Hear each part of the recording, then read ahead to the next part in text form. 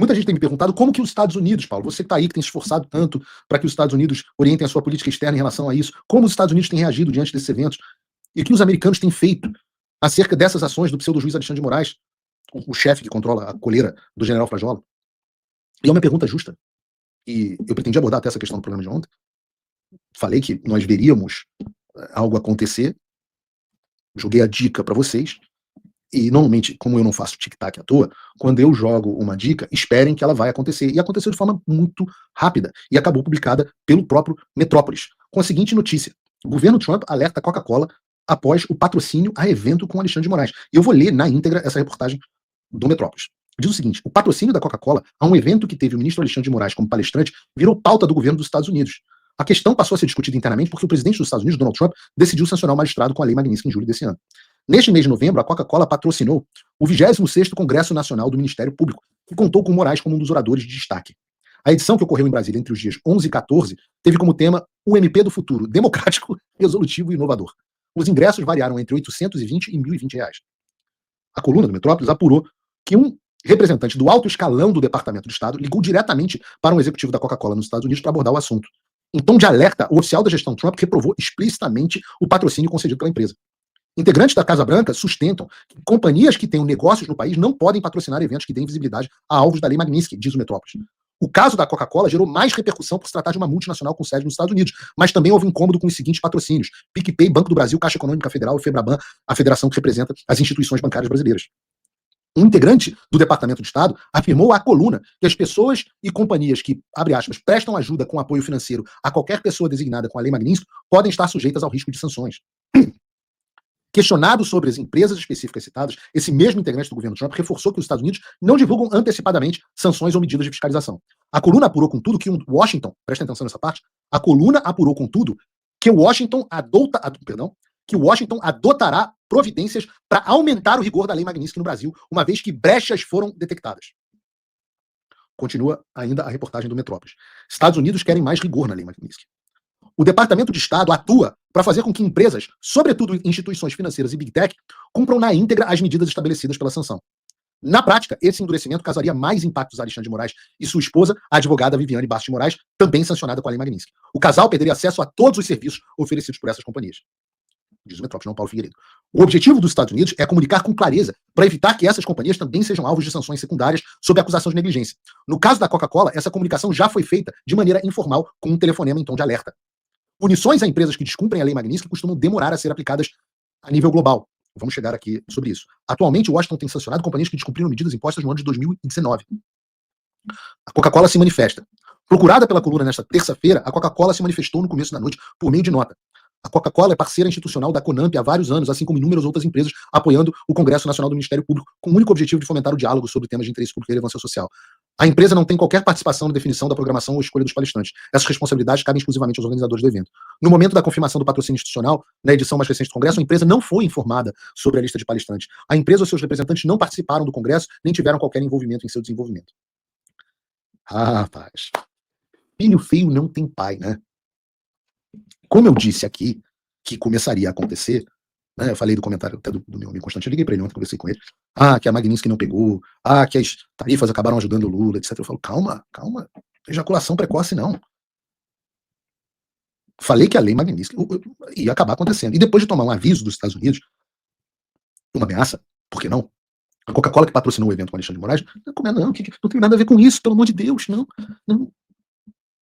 Eu digo que eu avisei que isso aconteceria há 10 dias. Lembrem do meu post no X há 10 dias. Não é tirado nada. O que eu dizia? Peguei este flyer do evento e falei, o governo, para não dizerem que, Paulo, você muda toda hora, o que eu trago é o que acontece. Diz o seguinte, o governo dos Estados Unidos, especificamente o OFAC, não é tão ágil quanto gostaríamos na hora de aplicar as penalidades àqueles que violam as sanções. E estamos trabalhando também nesta direção. Mas apesar de tardar, raramente eles falham. E o que eu disse? Já estão cientes disso aqui. Ora, como eu poderia saber disso, na verdade? É o meu tic-tac. E o meu tic-tac não demorou, de ontem, não demorou nem 72 horas para começar a acontecer. Porque são os primeiros resultados após a tomada das ações aqui nos Estados Unidos, depois que o governo reabriu. Mas eu posso dizer que não serão os últimos que vocês verão.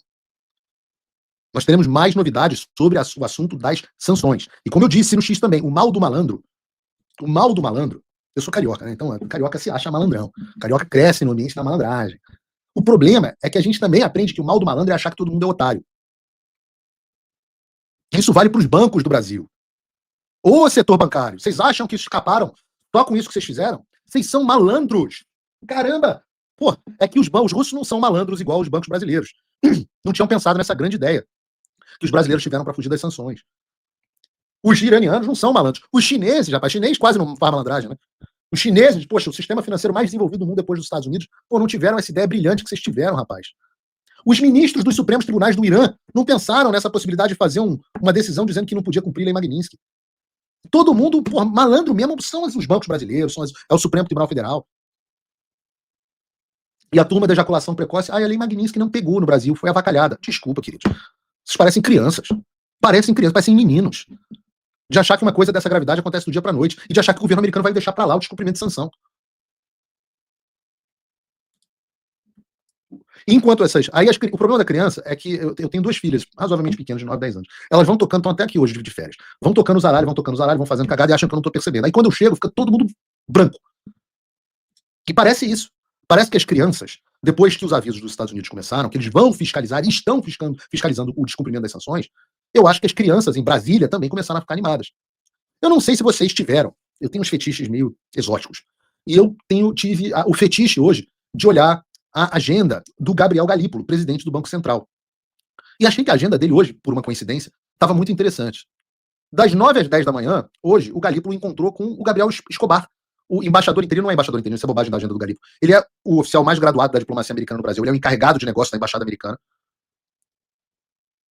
Também encontrou Luke Durkin e Norma Galimba, assessores econômicos da Embaixada dos Estados Unidos, no edifício sede do Banco Central em Brasília, para tratar de assuntos institucionais. A agenda dele, vocês estão olhando aí na tela.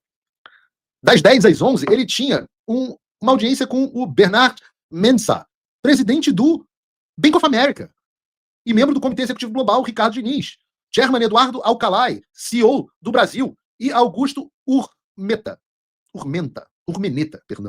que é o presidente da América Latina, do Bank of America, também para tratar de assuntos institucionais.